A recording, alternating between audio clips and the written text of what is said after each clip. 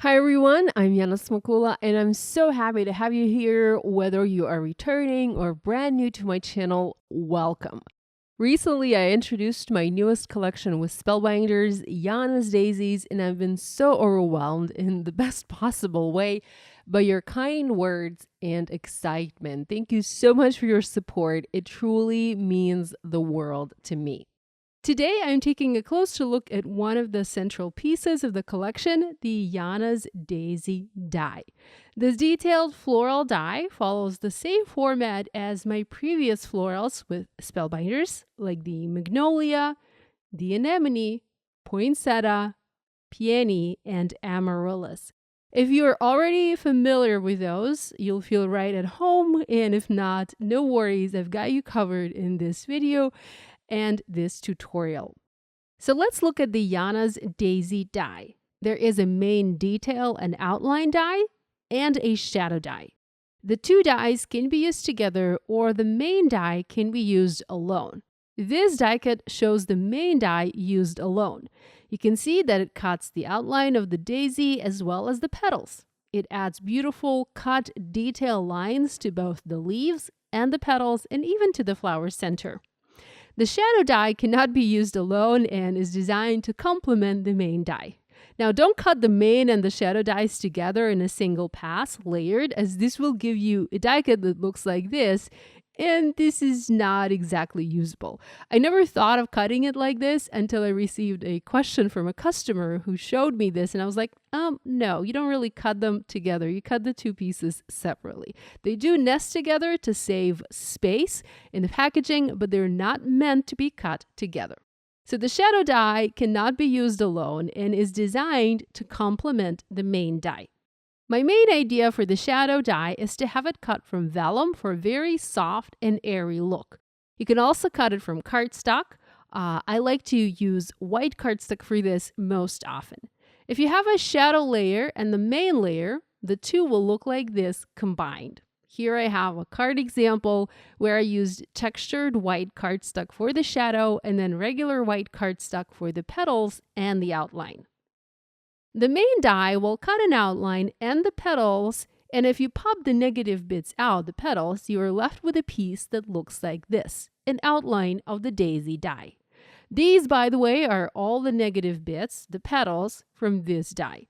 Now, I don't usually keep them. If I pop them out, I don't keep them. What I do use is the outline, which I like to layer over another piece cut from a different color of cardstock, which still has the petals, to create an outline like this.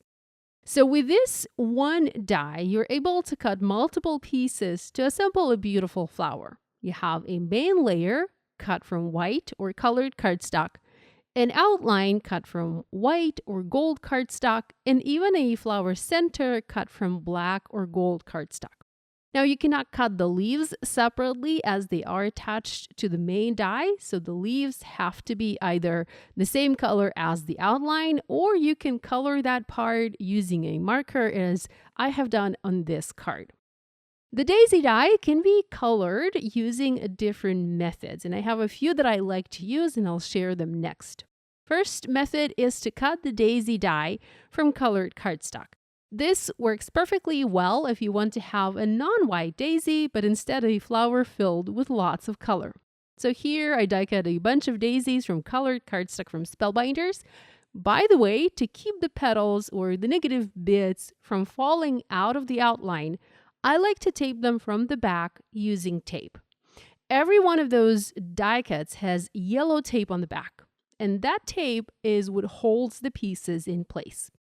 Depending on your die cutting machine, the cardstock you use, you might find that the die cuts the petal and they easily fall out of your outline, or you might find that you need to add a little bit of extra pressure to cut all of the petals, and the petals actually stay together without the need for any extra tape on the back. For me, it depends on the cardstock I use. If I'm using Spellbinders new cardstock, my petals pretty much fall out and I do need to add a little bit of tape from the back. If you cut your flowers from colored cardstock, you can also opt to add shading using a marker or by adding ink blending. Here I have a yellow die cut, and I'm going to ink blend each petal using a Y35 Copic marker. So this is saffron cardstock from Spellbinders, and I'm adding shading from both ends of the petal and also using a Y19 marker. I love coloring over colored cardstock as I have a lot less coloring to do this way. You can also cut this from white and color each petal yellow from scratch, but using colored cardstock makes it a lot easier to create yellow petals. In the same way, if you want a different color flower, just start with a different color cardstock and use coordinating markers or pencils. So just a little tip for you, start with colored cardstock if you want colored petals. You don't need to be careful here. You can color the outline. You can color over the outline as the outline will later get covered by another layer. I decided I needed to deepen the shadows here, and I used a YR14 marker to add a touch darker orange at the base of the petals. So this gives you an idea of how you can color your colored die cut to create beautiful flowers. Daisies are of course white, but Gerbera daisies come in many colors, which can come to life on paper. Next, I used cool gray markers to color the flower centers. You can also simply cut the flower centers from black or like a dark gray cardstock color if you want. If coloring with markers or pencils, because you can also color these with pencils. So if coloring is not your thing, you can add shading using a blending brush or ink. Make sure to use a small enough blending brush and start in the center of your die cut. You can, of course, also ink blend just the tips of the petals, totally up to you where you want to start your ink blending. And make sure you're using the kind of ink or the color or the shade of ink that is darker enough from the color of cardstock that you're using. I finished coloring and blending and added a white outline to both of these die cuts to show you a very simple way these can be colored. Now, to make a traditional looking daisy with pretty white petals and yellow centers, you can die cut the layers from white and yellow and use a pale blue Copic marker to add faint blue shading at the base of the petals. You can also completely skip adding shading and just leave the petals white, but I do like to add just a little bit of shading, to help add visual dimension to these images. Here I have the extra outline layer already adhered onto my piece, so I'm kind of being extra careful here and trying to color without coloring over the outline. And here you can see 4 of these daisies assembled. Now, I have also assembled a few bees. These are not a part of this collection, but they come from a club product from Spellbinders from several years ago. I have that linked in this video description below. If you have another insect die in your stash, like a ladybug, for example, you can add it to the daisy. I didn't use the bee on this card. By the way, I'm starting to show you the card making process using these dies. So I didn't use the bee on this card, but I did use this bee on all the other daisy cards I made. So I wanted to make sure to mention the bee. Now, the daisy die is large enough to fill an A2 card. It easily stands on its own, but you can also use several die clusters to fill a background of an A2 or even a larger 5x7 card. I do have a 5x7 card example here where I used 4 clusters to have a daisy covered background. Okay, so now that we know how to color our daisies, let's go ahead and take a look at the card assembly. First, starting with a 5x7 card, here I have a panel of the beautiful chiffon cardstock from Spellbinders. This is cut almost to 5x7. I'm making a 5x7 card, but it's a 1/4 inch smaller than a 5x7 card because I will be popping this up onto my card base and I want to have a little bit of a border around it. I'm using the sentiments from this collection and I have the Dear Friend Better Press plate. I've attached it in the center of my panel and I added a little bit of the matte black foil layer. I'm using Best Ever Craft tape to tape it down to foil it. I want to foil this directly onto the background and then I will add a hello sentiment, a die cut hello sentiment on top. You'll see that in just a minute. With that done, I am next using foam adhesive. This is the Spellbinders die cut or pop foam sheets. I've added a sheet of pink foam from the back just so that I can pop this panel up on a card base. I was initially planning to use the same color cardstock for the card base, but I later decided to use white. I have already created a sentiment, so this reads hello, and this was also pressed in matte black foil on white cardstock, and it was cut out using the coordinating dies. The Crafty Hugs sentiments from this collection, they include a bunch of different sentiments for every day. You have sentiments like hello, missing you, thinking of you, crafty hugs, and many more. With that done, I am now planning the placement of the images for my card. As you can see, I was still, at this point, I was planning to use the bees, and I was trying to place them, space them, in between the flowers. I took a picture with my phone so that I could recreate this, and with that done, I started to adhere these onto my card.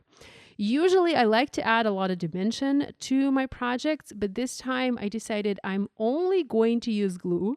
So I'm not adding any extra dimension to these. I'm adding glue to the back of these die cuts, and I'm gluing them directly onto the background of my card. You can see I have the yellow tape on the back because that tape is holding the petals in place.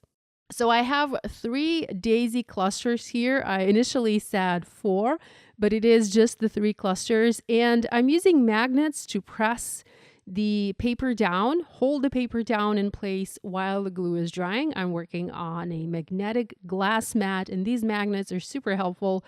They're like my second hands now. I don't need to set anything heavy.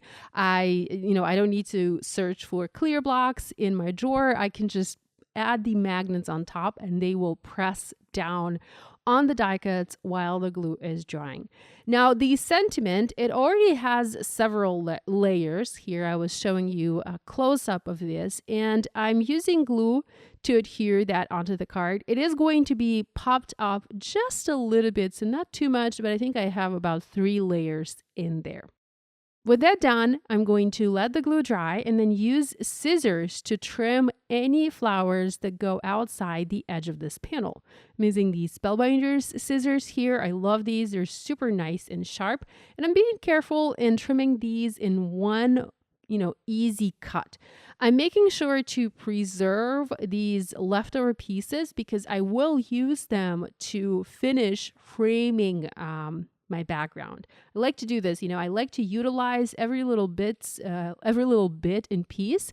I don't like throwing die cuts like this away or wasting them, so I will typically reuse them to fill in any gaps on my panel, on my background. So once I'm done, it will look like this was clipped from a larger panel, larger pattern, when in fact I just used 3 die cuts and I just adhere them onto the background. It does take quite a bit of time to make a card like this, but I feel that a card like this is very special because, it's one of a kind. It's not the kind of card you're going to be mass producing. You certainly can, but I think that would probably take a little bit too long. So I kept adding the die cuts and trimming them to fill the background in, and then I just pulled out a couple of gems from my stash. I'm actually using gems from Alt New today. I added some into the open spaces where I felt like I had too much white space or blank empty area on my card, and this finished this card. This is a 5x7 card featuring my Yana's Daisy die. I was still debating adding that bee there, but I decided not to. Okay, you can also create a similar looking daisy, and if you don't want the petals to look slightly blue, you can add the shading using gray markers. Here I'm using the C1 marker to add a little bit of darkness around the base of the petals. If you have a C0, you can also blend this out using a colorless blender. And think about all the other colors that you can use. You can have a little bit of pink or a little bit of purple. Lots you can do and lots of colors you can experiment with. Next, I'm using a yellow marker. This is Y19 to color the flower centers yellow. So if you cut your piece from white cardstock, you can simply use coloring mediums to add color to your die cut. You don't need to cut every little bit from different color of cardstock. Now, to create a card using this die cut, I have added the gray die cut onto a white shadow piece. This is the only card where I'm featuring the shadow. I'm going to foil a sentiment on this light blue panel. This is cut to 4 1/4 by 5.5 inches. I want to foil just a note. The just a note is a little bit tricky because when you place just the Better Press plate onto your paper, you don't really know if it's level, if it's horizontal or if it's slightly crooked. So what I'm doing now is I'm placing the piece that I have foiled and cut out. I'm using a T-square ruler. I'm then adding a negative die cut piece on top, so like a negative from cutting this sentiment out. I'm going to tape that in place or hold that in place, and then place the Better Press plate in the center, just like so, and this gives me my placement. So this is, for me, I have found this is to be the easiest way to make sure that my plate is level on a background. I don't want to pop a sentiment up. I want to have the sentiment foiled directly on the card base. And for me, this is a really easy way to make sure that it is not crooked. I'm adding my black foil and just going to foil this in my Glimmer Hot Foil system. I'm not showing you any of the foiling or any of the die cutting process because I assumed you guys are already familiar with that. If not, I do have videos on my channel showing these two techniques in detail. So here I foam mounted this background onto an A2 card base. So the card is 4 1/4 by 5.5 inches and the blue panel is 4 inches by 5 1/4 inches. And I'm going to foam mount my little daisy off to the left here. I'm not going to trim anything down. The daisy is actually not going outside the edge of this panel. It fits on this card, and this is where I'm going to add the bee. I felt like I wanted to add a little extra, a little something to this card, and the bee was just the perfect little touch for this project. To finish this card, I used black gems from Spellbinders, and I scattered them around the daisy, and I felt like that helped tie everything together. The black gems worked well with the black foil used for the sentiment and also the black on the bee. So that sort of tied everything together, and it helped add black in 3 sections or in 3 areas on my card. For my next card, I used the embossing folder, the molded frame. I love this embossing folder. It was inspired by my kitchen. I foiled this, or rather embossed this on the Spellbinders chiffon cardstock, and I adhered this directly onto an A2 top folding card base. And here I'm adding a daisy where I have the petals colored using a light pink markers. I believe I used the RV00 here, and then I created the yellow flower centers, again using my Copic markers. You can see that there is a little bit of shading there. I added a beautiful missing you sentiment. This was popped up using foam adhesive, and then a bee over the daisy and a couple of gems to tie the color of the gems to the color of the foil used for the missing you. I have one more card to share. So here we are going back to that yellow daisy that I showed you at the beginning where I used the yellow cardstock. I switched the white daisy outline here for the gold outline, and I felt like that worked a lot better. I have the same molded frame embossed background. This time I embossed it using the brushed black cardstock, my favorite cardstock. I added it onto a card base. This is A2, an A2 card because the size of the embossing folder is A2. So you can only use it on an A2 card. I added my daisy with a gold outline, and next I'm adding the Thinking of You. This was foiled in gold on black to tie together with, the black background and the gold outline for the daisy. And again, I'm adding the bee because it just felt fitting here. But you can skip the bee if you don't have the bee in your stash. So here's a look at the finished card. Again, I added some gems and it turned out beautifully. One more card for you. Here I have the daisy with the green leaves. So remember when I said that you can color the leaves if you want. Here I have the outline created using white cardstock, and I just used a green marker and added a little bit of color. So just a touch of green, just a suggestion of green, a hint of green to the leaves. I used the molded frame embossing folder once again to create a background for this card. This time I embossed it using the brushed white cardstock, another favorite of mine. I added the sending love and hugs sentiment. I added my beautiful daisy. I added a bee and finished this card by adding black gems again to tie to the flower centers, to tie to the black on the bee, and to tie to the black foil used for the sentiment. So this is a look at the daisy die from my Yana's daisy collection with Spellbinders. I hope you feel inspired to use this product. I have links to this die and also all the other products in my new collection below. Be sure to check them out. The collection is now available in the Spellbinders shop and at many online retailers. Be sure to visit the Spellbinders blog for more ideas and more inspiration featuring this product. I have already seen a couple of projects created by our guest designers, and they're absolutely fabulous.